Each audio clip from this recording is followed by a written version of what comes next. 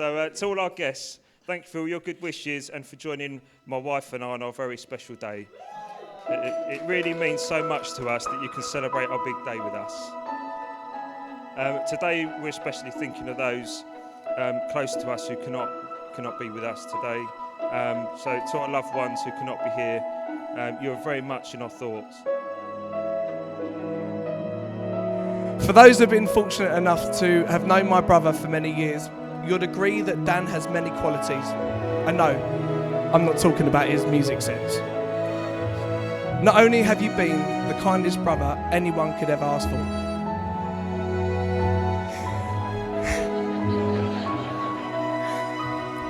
but also an amazing dad, son, friend, and I'm sure boss. A truly sensational guy.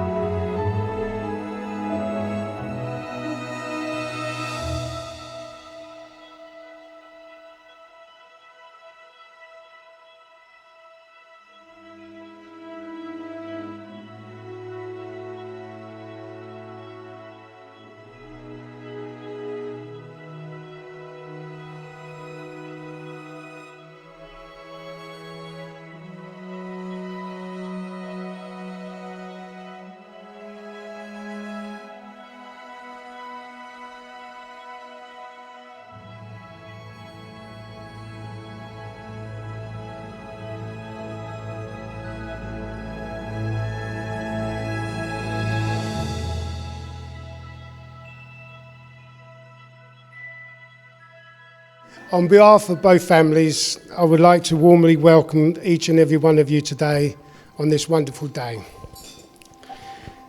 I would like to say how beautiful Emily looks today. Amazing. Right, what can I say about Dan? When I first met him, Ems was going through a little bit of a difficult time, and at the time, he showed me what a strong character he was and has been there for her ever since. We all are so pleased that he is part of our family and we are now part of yours. I take my hat off to him, having five young ladies to contend with. And God help you when they reach teenage years.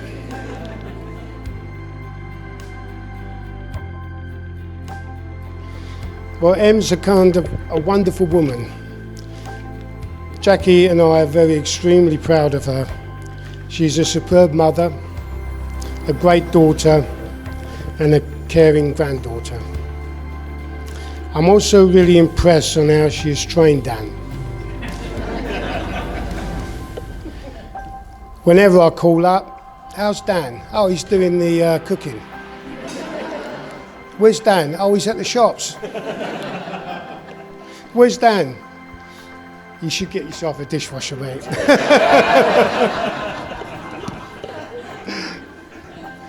A wedding is, of course, a time of joy, fun and celebration with friends and family gathered to see the happy couple. But it's also time when our thoughts turn to those people who have meant so much to us and shaped our families, but sadly can be here today. I would ask you to stand and raise your glasses to absent family and friends. Absent friends. Remain standing. Okay, that's me done over with. Please remain standing and we'll toast the bride and groom, Dan and Emily. Cheers.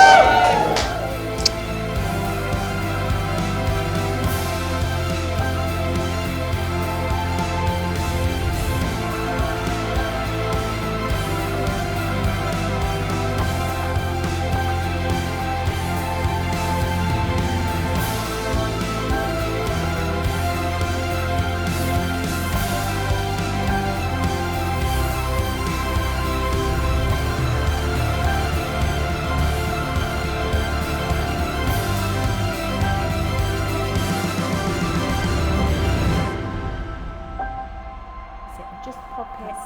Huh? No, it's Oh. not right. He couldn't tell which was which. There we go. Brain fuzz. Just pop that onto her chosen finger, that's it. And if you repeat after me to Emily. Emily, I give you this ring Emily, I give you this ring as a symbol of my love and commitment, as a symbol of my love and commitment, and as a pledge of our marriage. and as a pledge of our marriage. With this ring, I thee wed, With this ring, I thee wed, and I promise to love, and I promise to laugh, respect, and cherish you always. respect, and cherish you always. That's it. Just pop it onto the end. Gently, it's a warm day. That's it, it's on. Okay,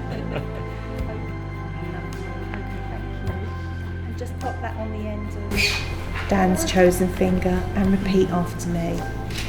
Dan, I give you this ring Dan, I give you this ring as a symbol of my love and commitment, as a symbol of my love and commitment, and as a pledge of our marriage. and as a pledge of our marriage.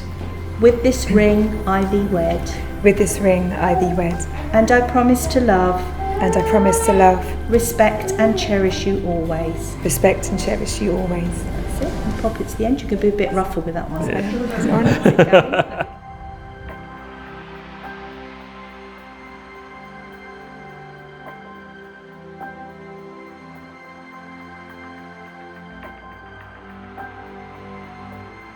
So I just want to say a few thank yous on behalf of my wife and I before I hand over to the best man. So I promise to keep it short because I've seen a few props around the room, so I think there's something big to come.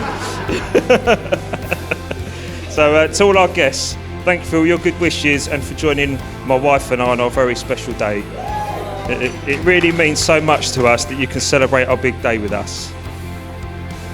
Today we're especially thinking of those close to us who cannot be with us today. So to our loved ones who cannot be here, you're very much in our thoughts today and always. So it's just thought today. I'll save the toast. That was done. So I just want to say thank you to my wife's family for warmly welcoming me with open arms, kindness and generosity. You've always made me feel very welcome and very much part of your family from the day I met you all. Thank you. Being part of your family is like a home from home to me, and that's sincere. Thank you Mum, Dad, David and Sarah for always being in my corner and supporting me. Mum and Dad, despite what I may have thought and said as a young man growing up, I'll admit it today, but for once only, that you were most often right in your parental chats. I can honestly say that you made me the man I am today, and I hope that as the girls grow up, they can talk about me with the same pride that I have in my family. I want to say that my beautiful wife looks absolutely stunning today, as I'm sure everyone will agree. Thank you for agreeing to marry me.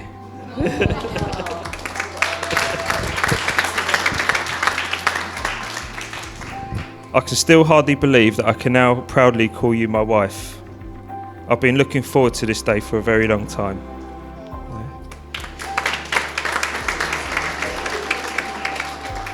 Em, you are the most beautiful, caring and kind person I've met in my life. You are gorgeous, thoughtful, compassionate and tolerant, and I test the latter on a regular basis. You put up with me, support me and push me to be the very best person I can be, and the truth is I simply couldn't do it without you. You've transformed my life in ways you would never understand. Em, my darling, I know that in you I have found the person I want to spend the rest of my life with, and I promise to be the best husband as we grow old together, although a bit annoying at times. So friends and family, please could you join me in raising a glass in a toast to my beautiful wife, Em.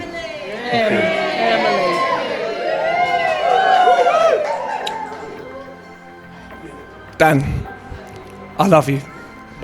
Just going to put that out there quickly before the tears come out. Sorry, Sarah. Microphone always to the mouth. Okay, so I would like to start by raising a glass to all the gorgeous bridesmaids, handsome page boys and stunning mothers. I would also like to say how beautiful Em looks today. Sei bellissima, sei intelligente, sei italiano, ora sei mia sorella. I can see why my brother fell in love with you straight away. Sorry, I've got to turn one of these around now. What? There she is, and him. So before I talk about my big bro, Em, I have a few words from your little bro. Em the warrior. She is always kind, putting others first. Highly competitive though. She ran the 800 metres and heptathlon for England. She was definitely the golden child, and Mikey was always the one getting in trouble. Even though, when Mikey was 10, she put a whole bottle of Tabasco sauce in his pasta and watched him suffer. Terrible. She put a hot light bulb on his face and knocked him out with a single punch down the hallway. Didn't get in trouble for any of it. I mean, come on. Not to mention she was privileged with private education. Not Mikey though. I added that little bit in, sorry mate. When she was 15, she had a very small part in a film with Martin Clunes called Touch and Go. Round of applause, everybody. It was a film about swingers. Right, on to Danny boy. That's you, Ben, by the way. You're all right now. On to Danny boy. Okay, for those who don't know me, my name is David. I'm Dan's favourite brother. Dan was born on the 23rd of July 1979. My parents had wanted a girl, and let's be honest, they virtually did. I'm only joking. It's your haircut in the 90s, Nirvana days. He took his role as my brother very seriously when we were kids. He beat me up, stole my stuff, embarrassed me in front of my friends, and told my parents whenever I did anything wrong. Anyway, it's a real honour to be giving this speech to you today. Or as I call it, payback. Okay, so let me tell you a little bit about our relationship when we were growing up. So we met in the 80s. I've got to turn something around. It's the 80s.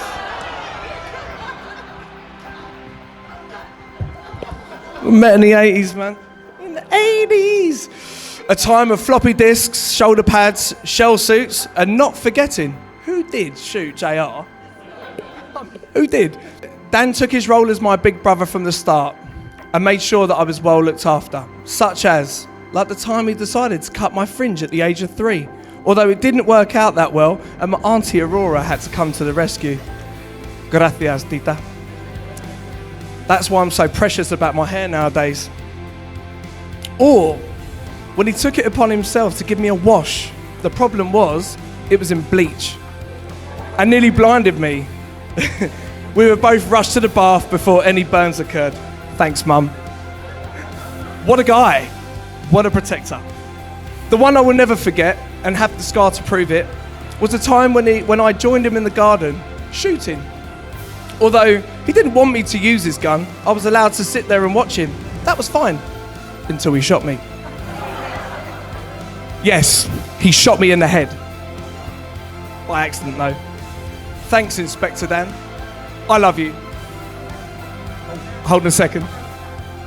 Inspector Dan there, bro. Whoop, whoop. It's a stand-up police. Hey, 5-0 in his flesh. Kind of. Dan was always experimenting when we were younger, such as dismantling things like CD players, Walkmans, and even bikes. Oh, hold on a second. And even bikes.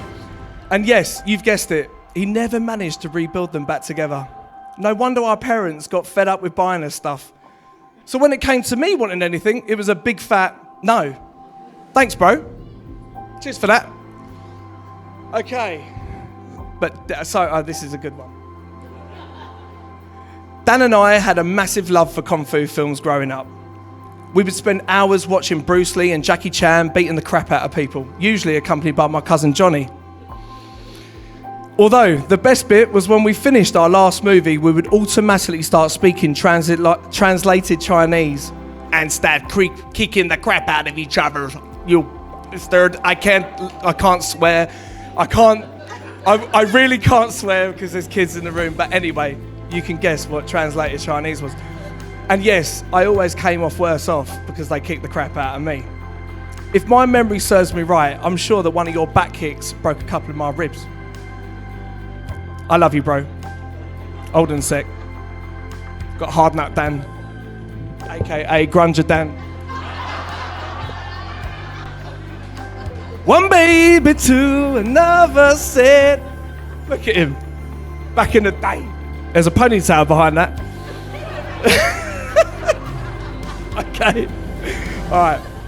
Dan was a natural born leader and mastered this at such a young age. Like the time he organised a local war between the Park Laners and the Woodplace Laners. Now, this was a serious situation in the land of Nevern. If you know, you know. In the words of Mike Reed, picture the scene. Imagine a field the size of a football pitch with bases built either side, each equipped with apples picked from the apple orchard nearby. Well, the Woodplace Laners didn't know what was coming their way. Dan, let me find this one. Well, here he is. Beacon Dan, everybody.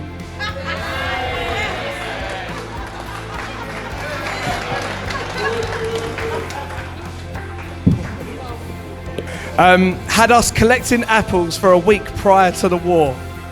He didn't look like that though, but I just thought I'll add Beacon Dan in there because looks like a girl. He had us collecting apples prior to the war.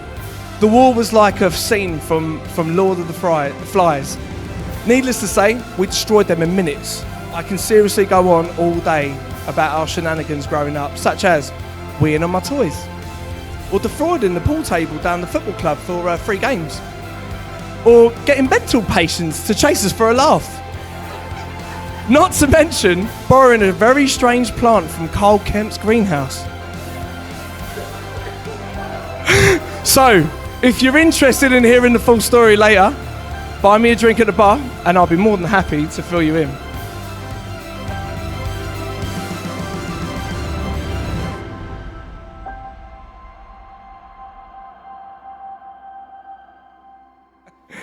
For those who have been fortunate enough to have known my brother for many years, you'd agree that Dan has many qualities. And no, I'm not talking about his music sense. Not only have you been the kindest brother anyone could ever ask for,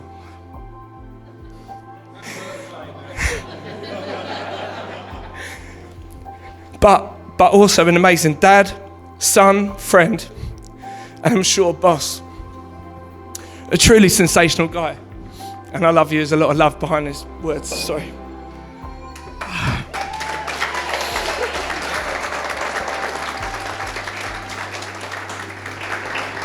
Dan, you are an inspiration when it comes to being a father and an example to us all. You have done a great job with your beautiful girls and am now complete with Amelia and Sophia. You truly are a lovely family. Like Pash said though, you are outnumbered. Good luck with that one. I love you, bro, and thank you for choosing me as your best man. So, can we all stand as I raise a toast to Mr. and Mrs. Gutierrez. I love you guys. You can all sit now.